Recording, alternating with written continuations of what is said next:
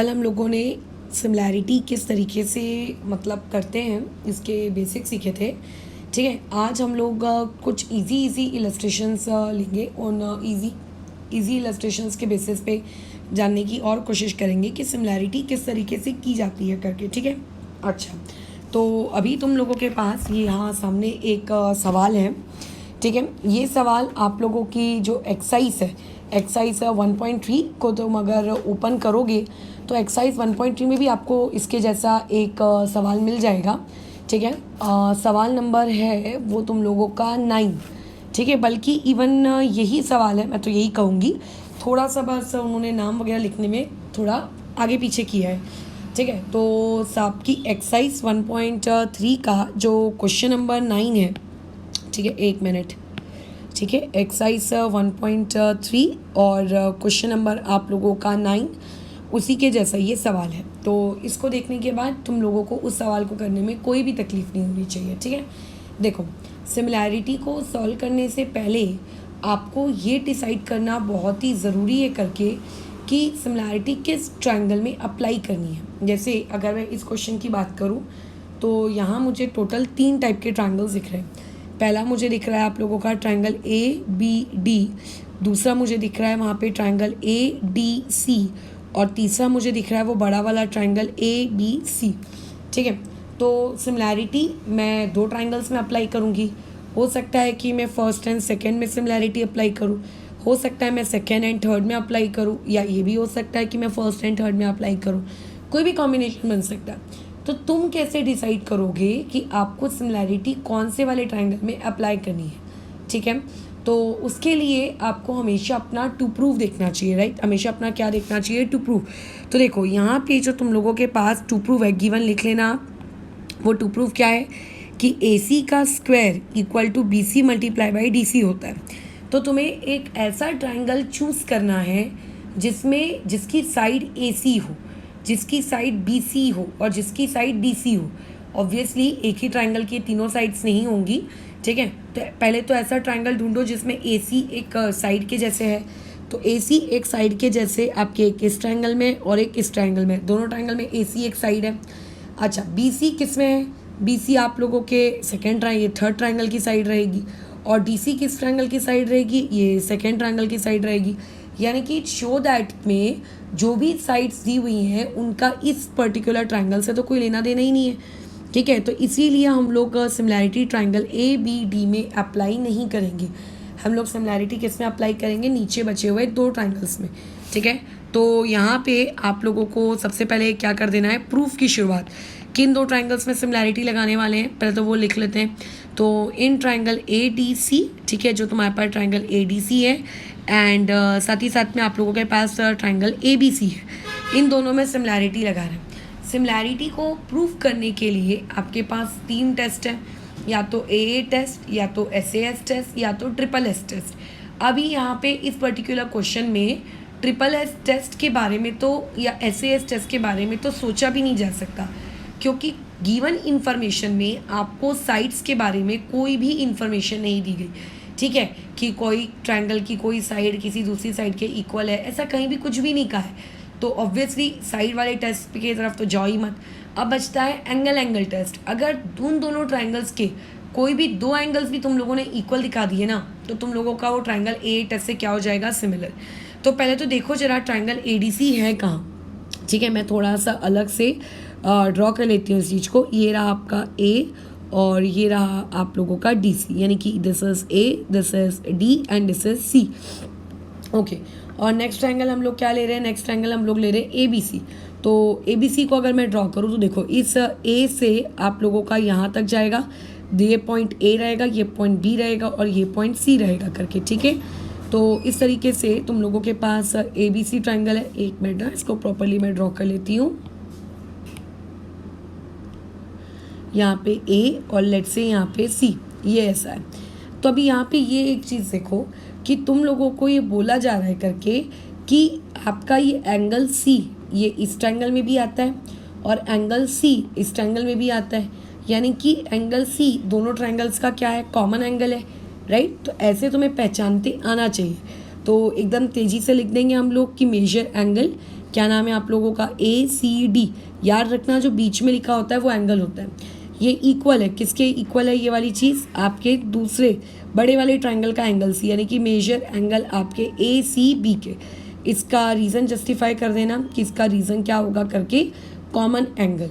अब ये तो सिर्फ एक ही एंगल मिला है, मतलब एक एंगल की जोड़ी मिली है।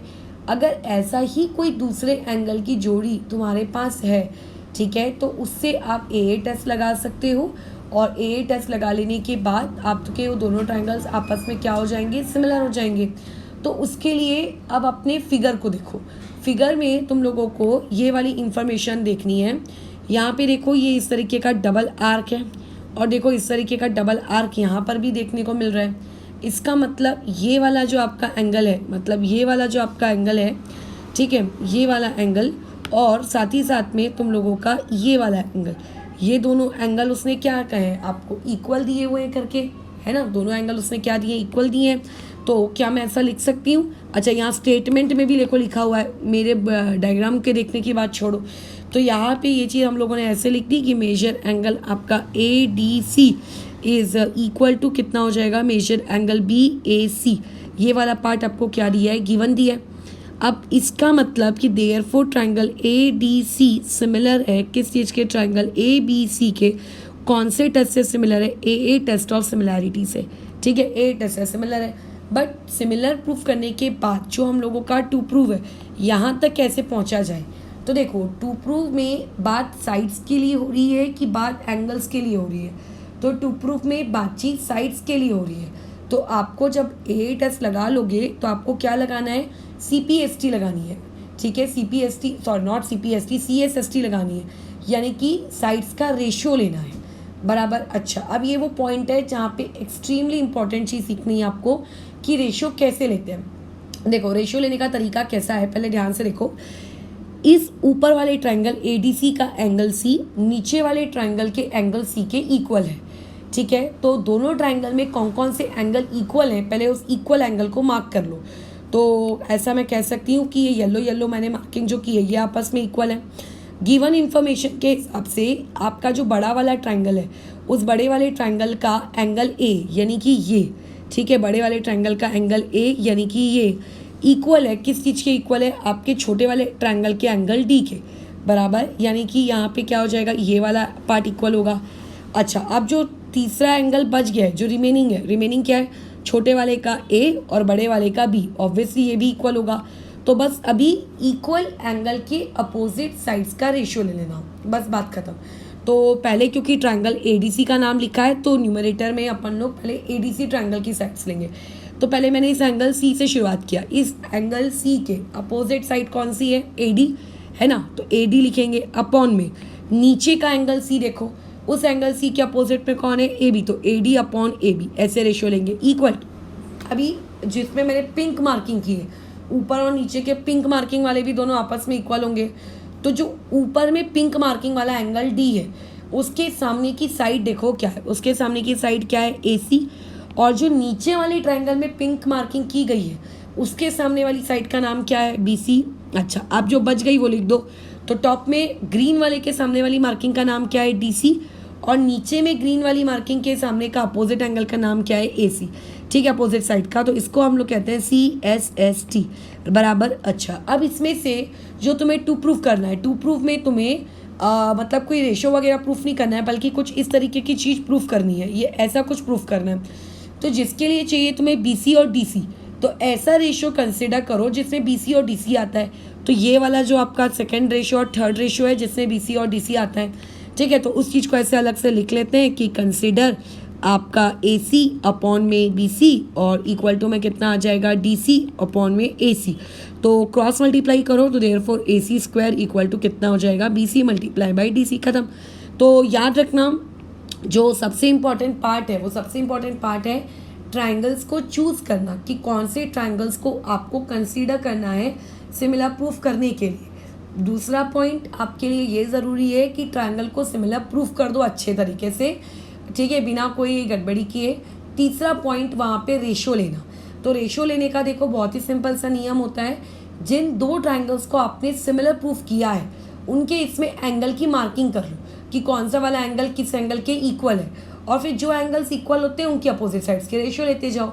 बस एक गड़बड़ी मत करना कि अगर टॉप में तुमने एडीसी वाले ट्रायंगल के साइड्स लिखे हैं तो तीनों रेशियो में टॉप में एडीसी का ही लिखना और फिर डिनोमिनेटर में एबीसी का, ठीक है।